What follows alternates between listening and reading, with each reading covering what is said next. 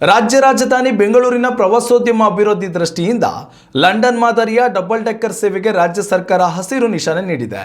ರವೀಂದ್ರ ಕಲಾಕ್ಷೇತ್ರದ ಮುಂಭಾಗದಲ್ಲಿ ಹಸಿರು ಬಾವುಟ ಪ್ರದರ್ಶಿಸುವ ಮೂಲಕ ಬಸ್ಗೆ ಸಚಿವ ಎಚ್.ಕೆ. ಪಾಟೀಲ್ ಚಾಲನೆ ನೀಡಿದರು.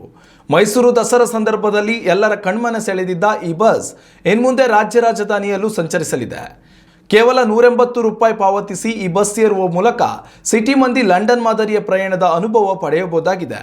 ಐಷಾರಾಮಿ ಆಸನಗಳು, ಸೌಂಡ್ ಸಿಸ್ಟಮ್ ಸೇರಿದಂತೆ ನಾನಾ ಸೌಕರ್ಯಗಳನ್ನು ಬಸ್ಗೆ ನೀಡಲಾಗಿದೆ. ಪ್ರಯಾಣಿಕರು ಆನ್ಲೈನ್ ಇಲ್ಲವೇ ದೂರವಾಣಿ ಕರೆಯ ಮೂಲಕ ಸೀಟು ಬುಕ್ ಮಾಡಿ ದಿನವಿಡೀ ಪ್ರಯಾಣಿಸಬಹುದಾಗಿದೆ. ಈ ವಿಚಾರವಾಗಿ ಮಾತನಾಡಿದ ಸಚಿವ ಎಚ್.ಕೆ. ಪಾಟೀಲ್, ಬೆಂಗಳೂರು ಇದುವರೆಗೂ ಒಂದು ಪ್ರವಾಸಿ ತಾಣವಾಗಿ ಗುರುತಿಸಿಕೊಂಡಿಲ್ಲ. ಇಲ್ಲಿ ವಿಧಾನಸೌಧ ಸೇರಿದಂತೆ ಸಾಕಷ್ಟು ವಿಶ್ವಮಟ್ಟದಲ್ಲಿ ಖ್ಯಾತಿ ಪಡೆದ ಸ್ಥಳಗಳಿವೆ. ಇನ್ಮುಂದೆ ಈ ಬಸ್ ಪ್ರಯಾಣದ ಮೂಲಕ ಪ್ರವಾಸದ ಅನುಭವ ಪಡೆಯಬಹುದಾಗಿದೆ ಎಂದು ಹೇಳಿದ್ದಾರೆ. ಉತ್ತಮ ಸಂಸ್ಕಾರಯುತ ಶಿಕ್ಷಣದೊಂದಿಗೆ VSS English medium CBSE school Udupi Muddur.